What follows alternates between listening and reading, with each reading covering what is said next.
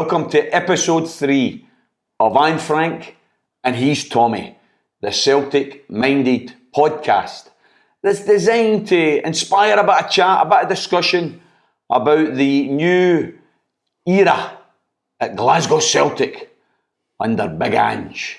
The Postecoglou revolution has begun, and certainly over this recent weeks we've seen nothing but exciting football, attacking football, high tempo football, and we now go into probably what's the most important week in Postecoglou's era, with a game against AZ Alkmaar on Thursday and the Rangers on Sunday, which could go a long way to determine where we are as far as Celtic are concerned. 6 victories on the spin, 24 goals, 4 clean sheets. We're doing well, and there's a lot to be upbeat about. Frank, I think we're going to go through on Thursday night against AZ Alkmaar. I'm not sure whether we'll win the game or not, but I'm confident the 2-goal lead's going to be enough to see us through. And I'm going to stick my neck out, Frank, not for the first time, probably not for the last. I'm going to stick my neck out and say, I think we're going to go to Ibrox on Sunday and we're going to win. What's your impressions of the first few weeks? Well, the first few weeks have been absolutely and utterly sensational. Getting this manager in and then getting Kyogo in as well have been absolutely unbelievable. And the CEO at Celtic deserves all the credit in the world, so he does, for going over to Australia and going over to Japan, getting all the things done so quickly. So that's been brilliant. He deserves all the praise he can get. But the amount of goals, I looked at the top goal scorers in Scotland there, and Celtic have got 4 players at the top of the Scottish goal scorers. That I've never seen that before. That is amazing, and it's just unbelievable. The Celtic fans, I've never seen them so happy for a long, long time, and well, may it continue. Well, Frank, we'll talk about the St Mirren victory in a moment, but can I spend just a wee bit of time in the performance at Parkhead against AZ Alkmaar? That, to me, has been the toughest test that Celtic have faced so far. Better than Midtjylland. I think they were a far better team than Midtjylland, and they're, in terms of football, and in terms of confidence on the ball, I think they were the best team that Celtic have faced so far. And the truth is, Frank, with a couple of scares before we scored, they nearly scored. Big Joe pulled off a save, put the ball into the post, and how wonderful it was to be at Parkhead again with a goalkeeper that makes saves. You know what I mean? You actually get somebody between the sticks now that you've got a wee bit of confidence in, that when they get a chance, it's not automatically a goal. Unfortunately, last season, it seemed every time another opposing team got a chance, it was a goal. We weren't saving anything. But I thought we showed a bit of maturity and real vigour against AZ Alkmaar, and it was a brilliant win, 2-0. Should have been 3 at the end. They had about 3 after line. But on the other hand, they missed some chances as well. So I think it's going to be a hard game on Thursday. But I think we are good enough to go there and score again. So I think we'll get through. I don't know, did you manage to see any of that game, or were you reading the reports about that game? No, I was at the game, and I thought Celtic played very, very well in the game. Before the game, I said if Celtic can win this game 1-0, it'll be a brilliant result, not to lose any goals and score a goal at home. But they got the 2, nearly 3, but it's 2-0.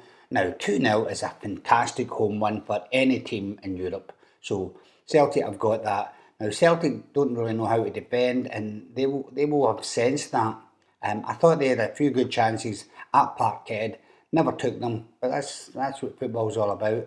And they now have to come out and attack Celtic. Now, that's the worst thing a team can do to Celtic just now, because they're going to leave gaps at the back, and Celtic's forward line will take advantage of that. I think Celtic, all Celtic have to do for me is score 1 goal, which I think they will do. Once they've scored the 1 goal, the tie's finished. Okay.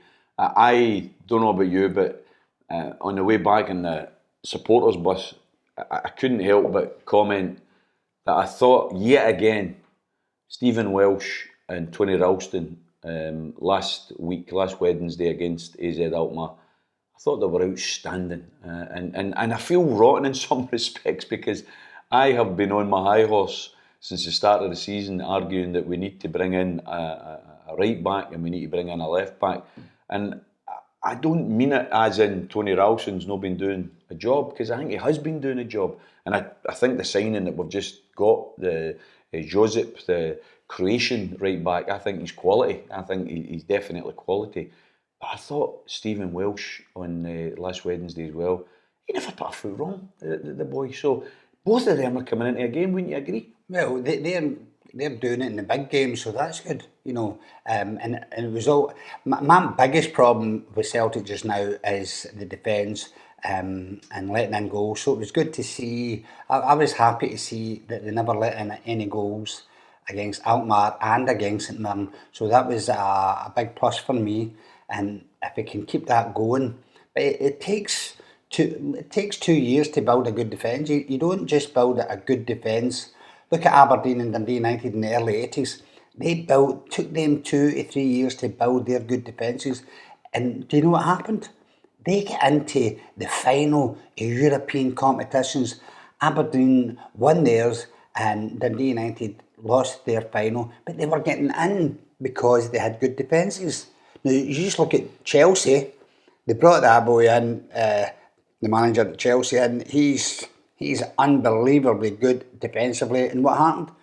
They're the Champions League winners. So what I'm trying to say is, if you don't get your defence sorted out, you'll not win any of the big trophies. You might win the league in Scotland because it's pretty weak in the Scottish Cup and things. But I think the manager will know as well. He's got to get the defence sorted out, and that is a big job. And once he does that, you know, Celtic are flying just now. And before the game against St Mirren, I said they can't get much better in what they're doing. And the next thing is 6-0. That is unbelievable. And I'm really looking forward to the next game to see what magic they're doing magic on the football park. And the Celtic fans are loving it.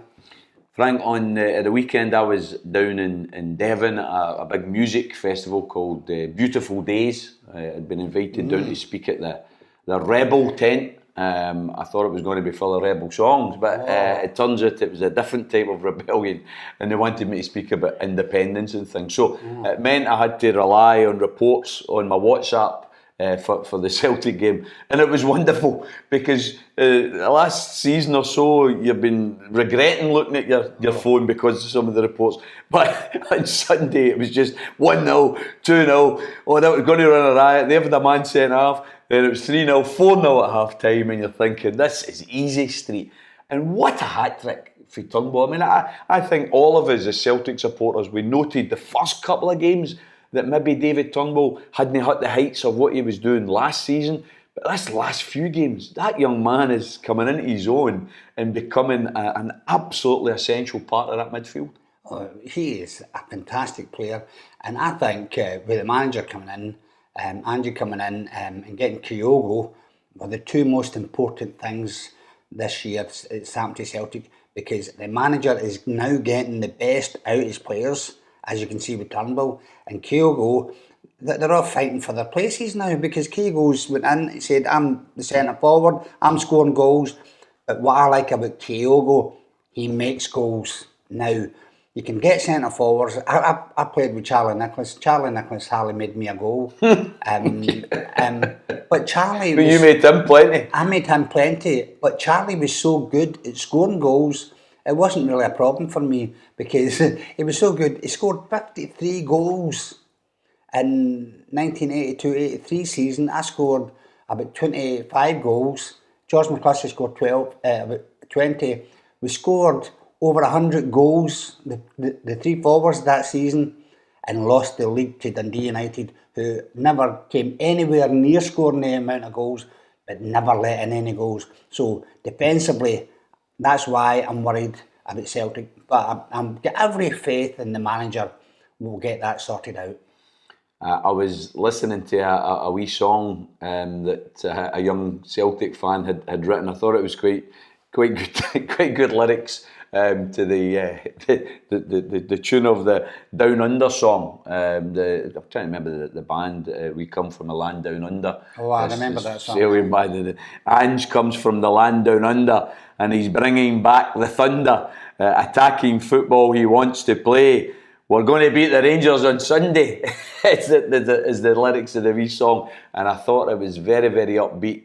But it's a massive test, Frank. Massive test. You've been there, seen it, done it. You've wore the t-shirts. You've went to Ibrox. You've played Celtic Parkhead. In fact, if I'm not mistaken, within a few weeks of signing for Celtic, you're playing Rangers at Parkhead. And you scored the only goal of the game to give us a victory. I mean, how does it feel in those games, even the build-up to those games, and how does it feel to score in those games? Well, to score the winner against Rangers, if you to dream that you were going to score the winner and multiply that with 10, it doesn't come near. Brilliant. Doesn't come near. But you're concentrating so much on the game that sometimes you don't hear the fans. And that's probably the fastest, because the first 2 games for Celtic, I didn't play well. I was struggling a wee bit, trying to get a house, trying to do this, and all the things that come with getting a transfer. And I was doing and I was under some pressure, because the Celtic fans are brilliant fans, there's no doubt about that. But if you're not playing well, they will let you know. And that's a great thing. And they can't lose that. That's a brilliant thing. And they let me know that I wasn't really, at my best. And once I scored that goal, the amount of pressure that went off me, and I was so happy. And I was in the McDonald Hotel that night, because I was staying there for 3 months, and all my friends for Easter House and Ballarnock and people from St Mirren all came back to the McDonald Hotel, and it was mobbed. I was like that. I had a pint of lager, and that's all I could have. But they were all, it was mobbed, and I had to go to training the next morning, and I was running out of the McDonald Hotel, and the manager in the McDonald Hotel ran after me. I said, something's terrible's happened. And I said, I don't know what I'm going to, I'm just got to apologise to him. I said, I'm sorry if there's any problems. He said, Frank, problems? He said, that's the most amount of money we've ever taken in a day. You are welcome back here anytime.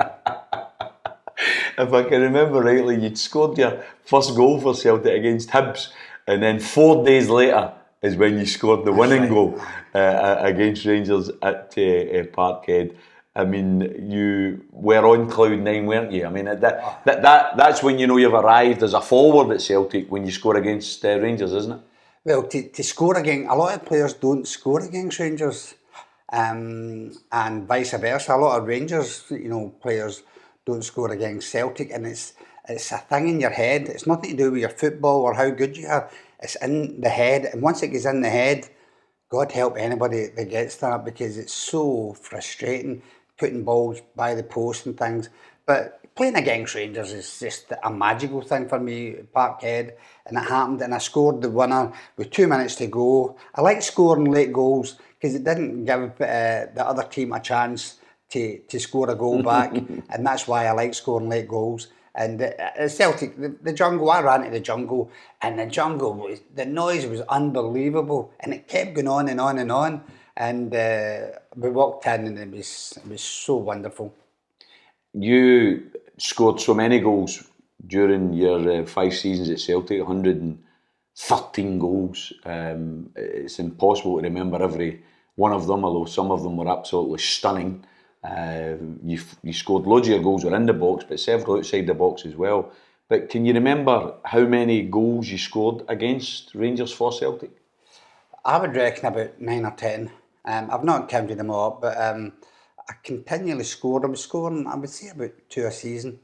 And if you're scoring 2 against 2, but the one stat that I love that I've got is I have scored at the Celtic end and the Rangers end at Ibrox, and at the Celtic end and the Rangers end at Parkhead. And I'm very proud of that stat, because it means that I could score anywhere, anytime against Rangers and anywhere. Brilliant, absolutely brilliant. I can remember a couple of games. One was a 2-1 and one was a 3-2, where you scored the winning goals against Rangers. I think one was the debut of Paul McStay, actually, which you were playing in. And I remember one of the games, Frank, I'm trying to remember whether it was that one or it was the Willie McStay and Ali McCoy's debut, because there was one game where it showed the type of player you are.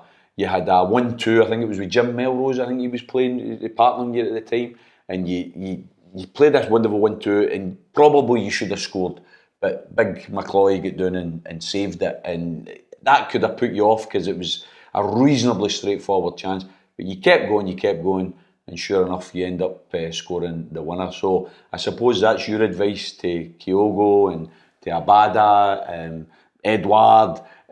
Even if you miss chances, you need to keep going. Yeah, oh, definitely. I always went into the same positions. I would always make wee runs. The most important thing for me when I was scoring goals is get to the blind side of the person that's marking you, and then make a wee run one way, and he looks and he thinks you're going that way, and go the other way, and then you've got all the room in the world. I don't see centre forwards doing that now, making a wee run and then changing the run once the defender looks at you. It's a wee bit complicated, but it's actually dead simple. But that's where I scored a lot of goals, getting away from the centre half, and that's what I done. A blindside run in behind, and then switch it, and I get a lot of goals doing that. The only person that done that when I was at Celtic was Mo Johnson. I know I'm not allowed to. Don't know if you're allowed to mention Mo Johnson. Well, I had to tell you what's happening. You know what I mean? But Mo Johnson, in a way, you know, he done that, and for the rest of his life, he can't live in Glasgow.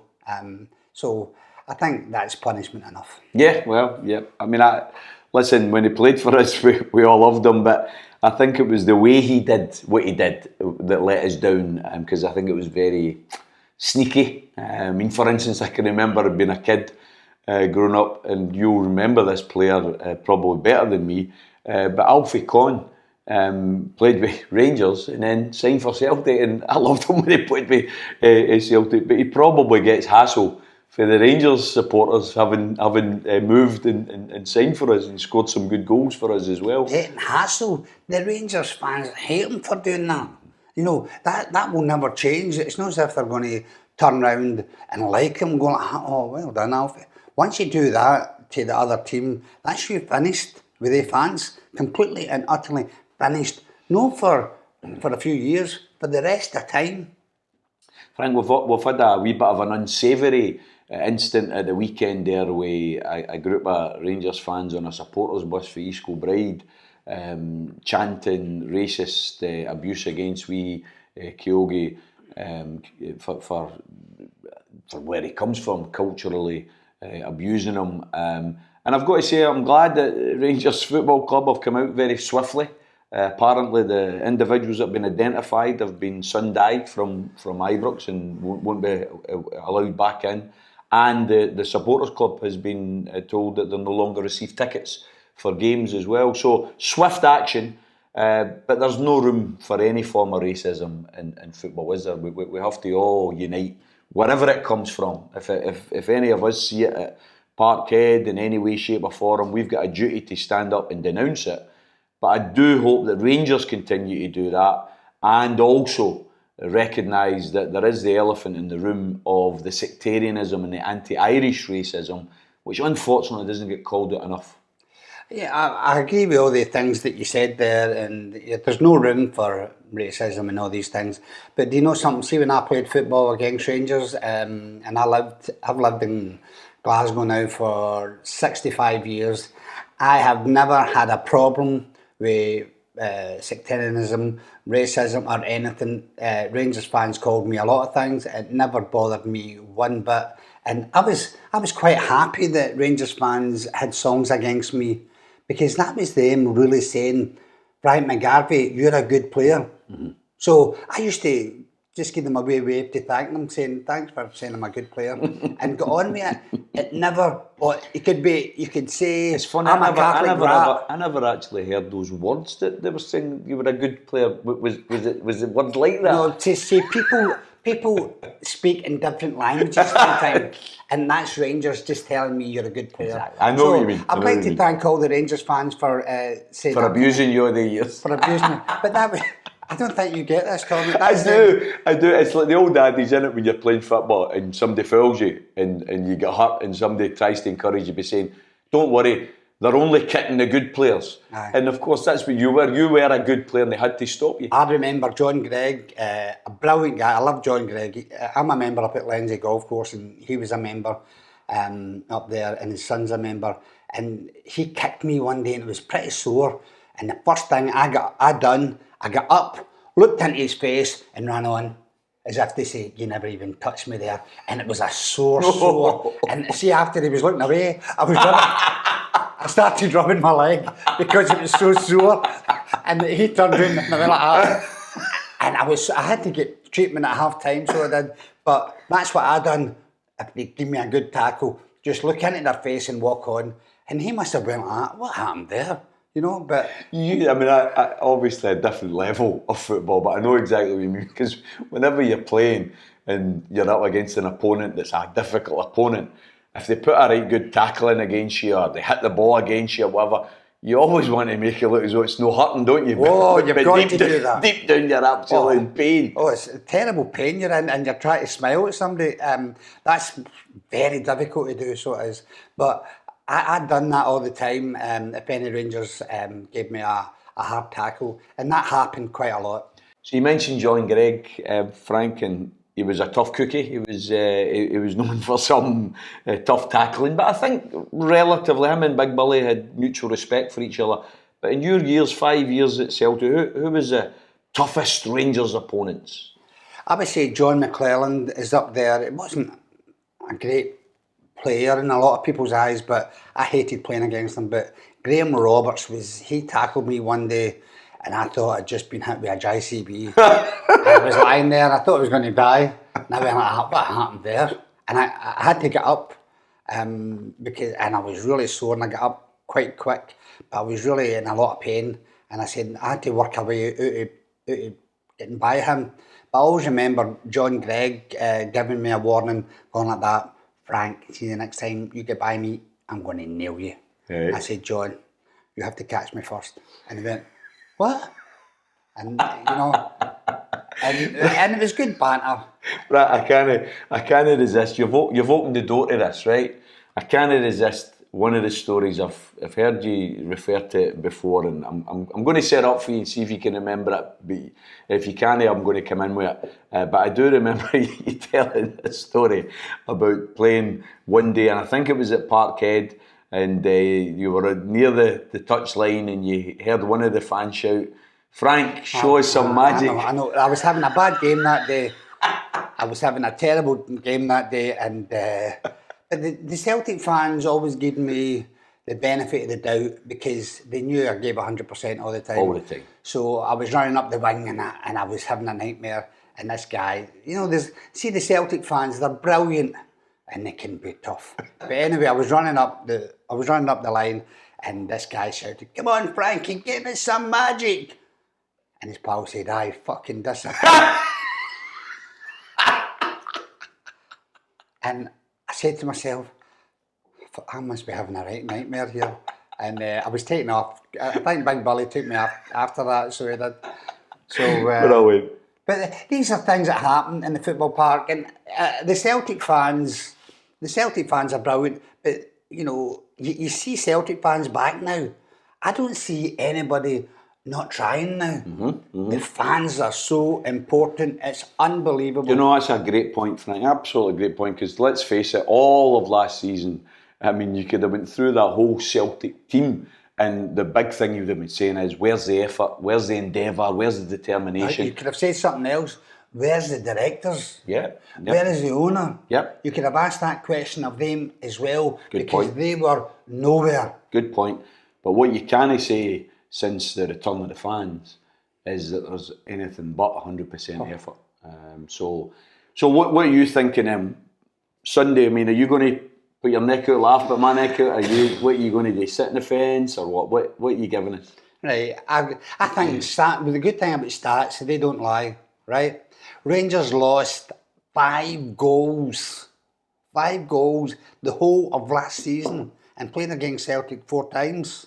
So, the stats are telling me that Celtic will probably not score. But this is not the same Celtic team as last year. This is a rejuvenated Celtic team who are playing out their skins. Even the guys that are not playing, they're coming in and scoring goals. Look at Turnbull. He's a brilliant player. And they've got all these other players coming in, and they know it's a very high standard to stay in that team now.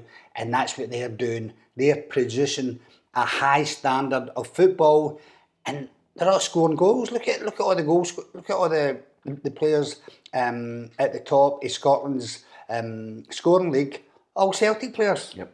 Every picture tells a story. I love all of what you've said, but you're beginning to sound like a politician. Because I've asked you a question and you've spoke for ages, but you've not answered the question. It's a hard What's question. your prediction for Sunday? Right, go with the stats. So I'm getting like you now, Tommy. I'm becoming a politician, and you're teaching me well. But anyway, I think both teams will score. Right. Because Celtic's defence isn't up to scratch yet. Rangers have got players that can score goals. It's getting played at Ibrox, isn't it? Yes. Getting played at Ibrox. So I reckon Rangers will score in the game, and Celtic, they're scoring 4 goals per game on average. That is better than any other team in the universe, not the world, the universe. Now, obviously, you're working on the philosophy that a lot of the politicians do when they're on GMTV, BBC, that the interviews are very, very tightly registered in terms of time. So if you keep talking, you can get away with no answering the question. Right, okay. I've asked you what the score is. What are you predicting? I'm predicting both teams to score. What, is Celtic going to score more than Rangers? I don't know, because I don't know what Rangers team's going to come out, and I don't know. You've asked me a hard question. It's a hard question. And I know. And by the way, I could end up, not for the first time, not for the last time, with egg in my face, because I'm saying Celtic are going to win. I think we are now strong enough. We've got pace that we didn't have before. We've got energy and dynamism that we didn't have before. And we've got people scoring from all over the park. I think we're going to win. I think you've made a good point about Rangers scoring. I think they may score, but I think we'll score 3. And I think a 3-1 is a good result. We've got to take into account as well, Tommy, that Celtic have to win this game, as far as the fans are concerned. So that puts pressure on these players. Once pressure goes on to players, they play differently. Now, can they handle the pressure playing against Rangers? I don't know. But this game against Rangers at the weekend will tell me a lot about Celtic. Great point. That's a great point. I'll tell you who is going to be key, right? For me, who's going to be key on Sunday at Ibrox. And it isn't Kyogo, because I think he will do what he does. I think he'll create chances, he'll create space, and I think he'll very possibly score. I think Abada will be up against more difficult opponents, but I love his directness. Christie, McGregor, Turnbull, Big Rogic if he gets a call. I think I've confidence in all of them, because they've been round the course before. But here's the key: Starfelt at the back. Starfelt at the back. I think I'm not alone in thinking he's still got a bit to do to convince us that he's the international quality player that we think he is. He on Sunday will be absolutely critical. Welsh will give us 100%, no problems. Starfelt has to cut out any of the mistakes that he made against Hearts and some of the indecision. I think his performance will be key. I think you're right, but he wasn't under any pressure in the early games where he's been making mistakes. Now he's under pressure, and Rangers know that he's the weak link. So they're going to play a lot of balls in behind him and round him and take him on. He'll be under extreme pressure, and that's why I think Celtic will lose a goal this weekend because of him. And it's a big call for the manager, but he knows what he's doing. I've got every confidence in this manager. Definitely. And he's resting players there. Kyogo was taken off. He wants to keep him prime because he's very important to him. For all the big games coming up. I think this is a massive game for Celtic. This will tell us exactly where Celtic are right now in Scottish football. Brilliant. Thanks for listening, everybody. We're going for a prediction, or I'm certainly going for a prediction for Celtic to win, to get through on Thursday and win on Sunday. Frank's saying we'll go through on Thursday, and I think he's saying a draw. He's been so good of a politician recently that you can't really, like most politicians, you don't actually know what they're saying. They talk a lot but don't say very much. But anyway, Frank, are you going to go for a draw, or are you saying... No, can I just come in there? You asked my prediction, I gave you a prediction, both teams to score, and what more can I do? You can tell us whether it's going to be a draw or it's going to be a win. I don't know. Brilliant. Listen, join us again in the next episode of I'm Frank and he's Tommy. Hail, hail, everybody.